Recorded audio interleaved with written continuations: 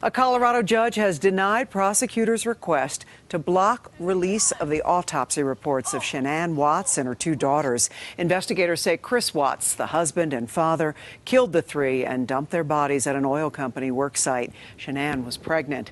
The Weld County District Attorney argued the cause of death will be critical evidence and should be sealed, but a judge ruled Friday that only the county coroner can ask to seal autopsy reports. The morning Shanann Watts was reported missing, there were no obvious signs of violence, only a quiet house and a sense that something was terribly wrong. Friends noticed the silence first. Calls went unanswered. Messages sat unread. In a life usually documented in detail, the sudden absence spoke louder than any alarm. When police arrived, they found a home that looked untouched, almost staged in its calm. But calm can be deceptive, and in this case, it would soon become one of the most chilling aspects of the story. At the center of the investigation stood Chris Watts, a man who appeared cooperative, soft-spoken, and concerned. To many watching early news clips, he looked like a worried husband waiting for his family to return. Yet investigators understood something important early on. Truth doesn't always announce itself loudly. Sometimes, it waits in details that surface much later, long after the cameras move on. As days passed and hope faded, the case shifted from a missing persons investigation to something far more serious. What followed would expose layers of deception, contradictions, and silence. But the most revealing evidence would not come from interviews or body language. It would come later, from medical findings that could not be argued with, ignored, or rewritten.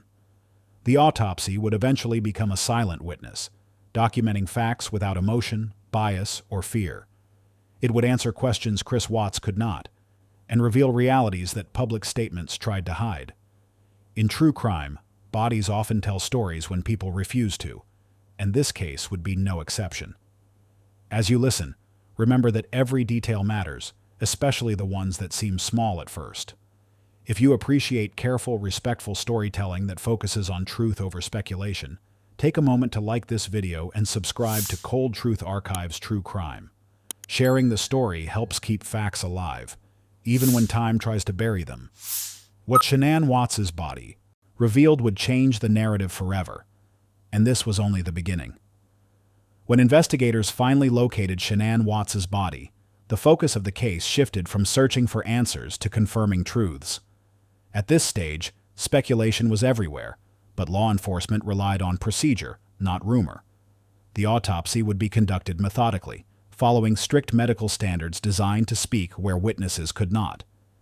Every finding would be documented, not to shock the public, but to establish facts that could stand in court. The medical examiner approached the case knowing that appearances can mislead.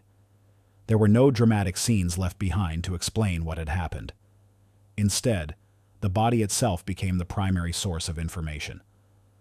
Autopsies do not tell stories in words, but in measurements, observations, and patterns that reveal what the human eye may overlook. In Shanann's case, those patterns would quietly contradict the image Chris Watts had presented to the world. One of the earliest conclusions ruled out several possibilities that had circulated online. This narrowed the timeline and confirmed that Shanann had been alive when she returned home that night. That single determination alone dismantled parts of Chris's early statements. What he said and what the medical findings showed could not coexist, and investigators noticed the gap immediately.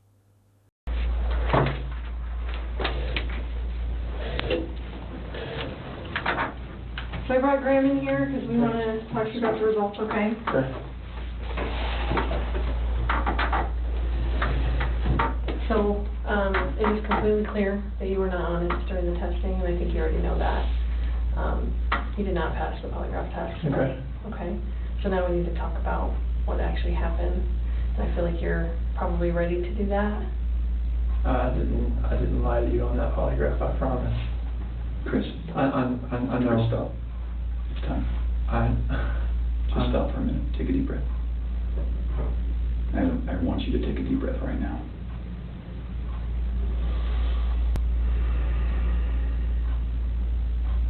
There's a reason you feel sick to your stomach. And when people hold stuff inside, it makes you physically ill. And I can just tell on your face, I could tell from the second you walked in that you were wanting to just come clean and just be done with this.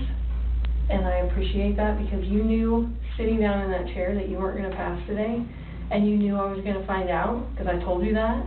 And then you continued to stay knowing that you could, at the end, say, you know what, I just need to get this off my chest. Like, I just need to tell you what happened. We're not here to play games. We're not here to do any of that with you. We just want to know what happened. So can you start from the beginning and tell us what happened? Everything that I've told you, I did not lie on this polygraph. I don't know how much I could tell you right now. Like, I did not. It's not even an option right now because you did not pass the polygraph. So I know you were being deceptive. So that's not even an issue right now. The issue right now is what happened to Shanann, Bella, and Celeste. That's the issue right now. Okay. Okay. So let's talk about that. I know you want to tell us. I can see it in your face. Holding this lie in is going to do nothing for you. I know this. Like, okay. I'm not like trying to like cover things up. Like. Yeah, but you kind of are because it's normal. Normal people would do that. Normal people that make a mistake initially are going to go, I don't know what you're talking about. I didn't do anything. That's normal. I would expect that. It's just like if you ask your kid, you know, did you write on the wall? And they go, no. And you're like, you have a marker on your hand. Like, I know you just wrote on the wall. And they're like, oh, okay. That's a natural reaction that someone's going to initially lie about something like that and then eventually tell the truth. So this is your eventually telling the truth time. This is where the rubber meets the road, Chris. The autopsy also confirmed that there was no evidence supporting a sudden medical emergency. This mattered because it removed chance from the equation. What happened was not accidental, not spontaneous, and not unclear.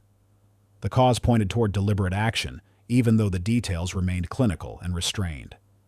In true crime, clarity often comes without drama, and this was one of those moments. As the case progressed, these findings became a foundation investigators would return to again and again. If you're finding value in understanding how evidence speaks when people lie, make sure to like this video and subscribe to Cold Truth Archives True Crime. Supporting the channel helps ensure these stories are told with accuracy and respect. The autopsy had begun to speak, and it was already saying more than Chris Watts ever did. As investigators studied the autopsy report more closely, the timeline of Shanann Watts' final hours began to solidify.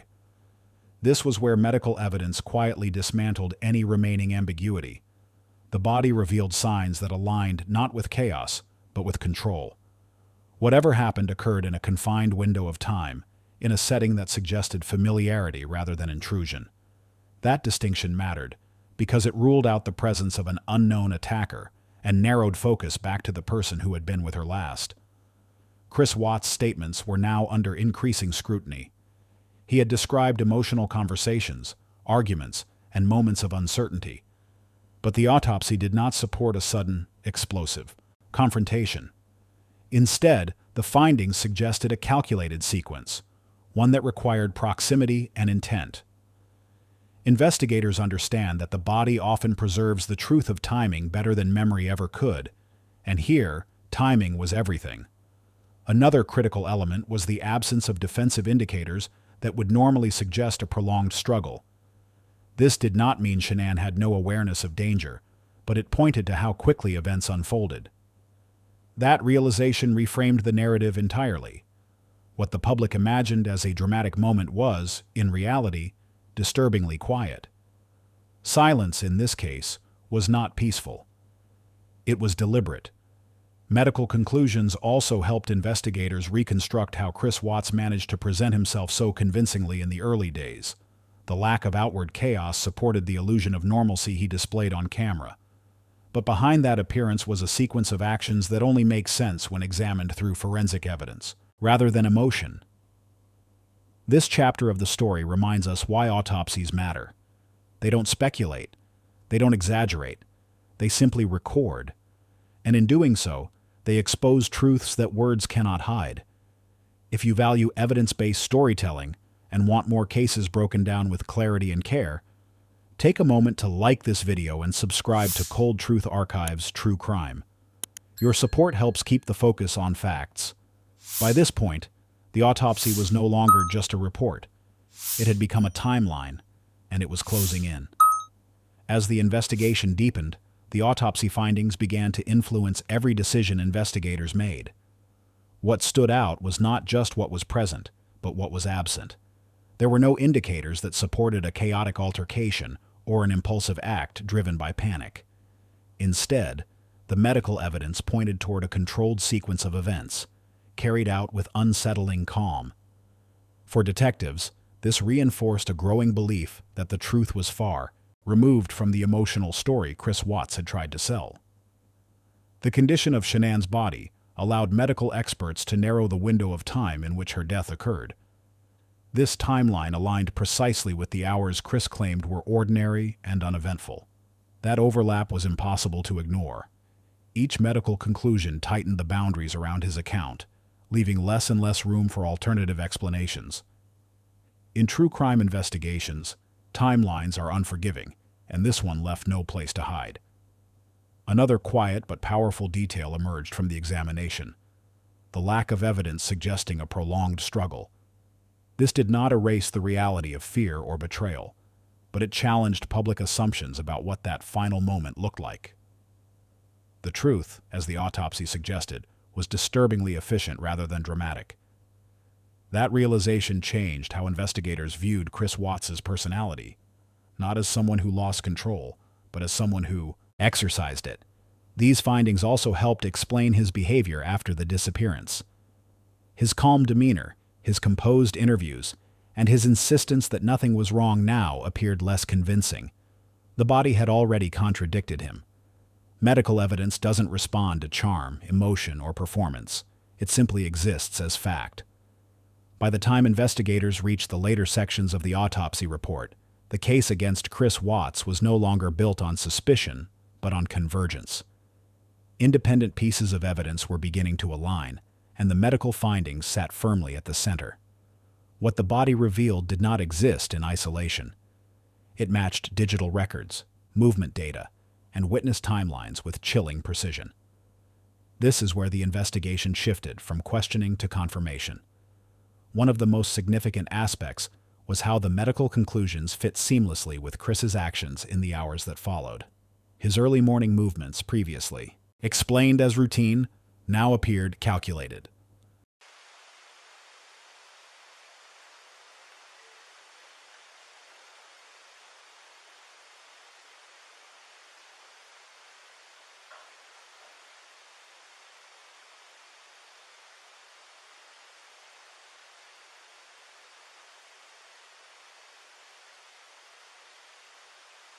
How often does her blood sugar drop low? Cassie, her friend in Arizona, said that that's the first time it's ever happened. She normally has migraines, like a while ago, but she had them a lot this weekend. Yeah. Cassie's a nurse, so she figured it was because her blood pressure sugar was dropping. Yeah. Because she wasn't eating her normal that she normally eats. Like she takes a couple bites until she was full. Okay. And She doesn't ever black out or have No, seizures or anything like No, that, I though? mean, a long time ago. She got in a car wreck, and they believe that's what happened. But Imitrex is something she takes for migraine. She took more Imitrex this last month than she ever had before, but that's just because she was in North Carolina with the humidity and everything like that. She was there for 6 weeks, and we got back Monday or Tuesday, and then she flew out to Arizona Friday morning, and then she got back last night about 2 a.m. The flight got delayed. She left about 11. She got here at 2. Okay. And I went to work this morning about 5:15, 5:30. What do you do? I work at oil and gas in Anadarko, What do you do for them? operator. Long days then? Yeah, I definitely still be out there. Yeah. Yeah, it's always a long day, especially in that heat.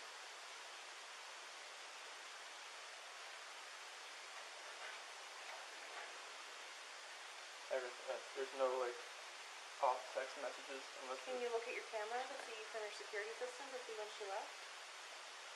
it's unless they left out the front door.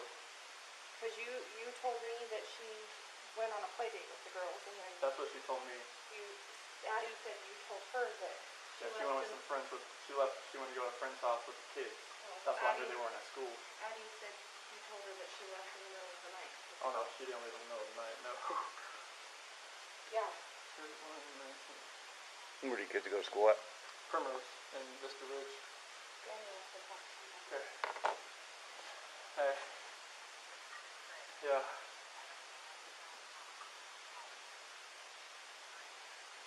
No.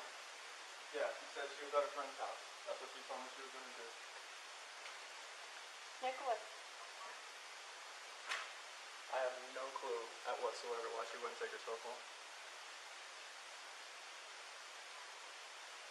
No, it doesn't make any sense at all.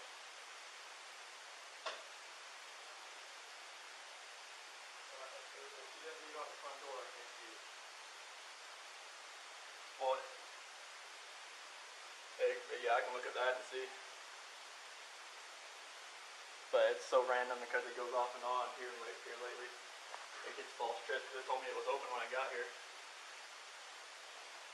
I know it doesn't make any sense at all. I'm lost. I don't know where she's at, where the kids are at. Hello? I don't see her first because she came in. Yeah.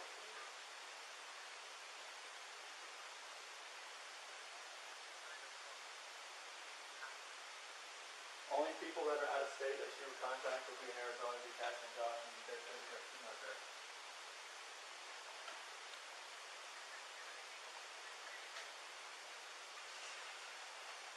The guy with the camera said nobody left the house during the day. The only people that showed up in the driveway and entered it were us.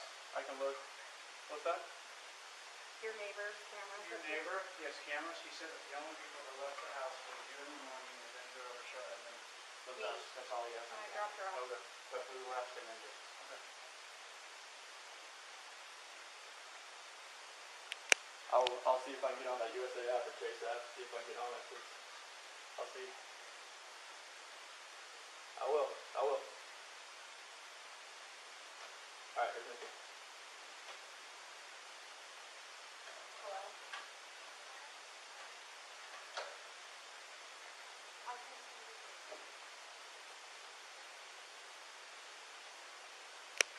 Dispatch Rick 91. You can cancel medical if they're staged.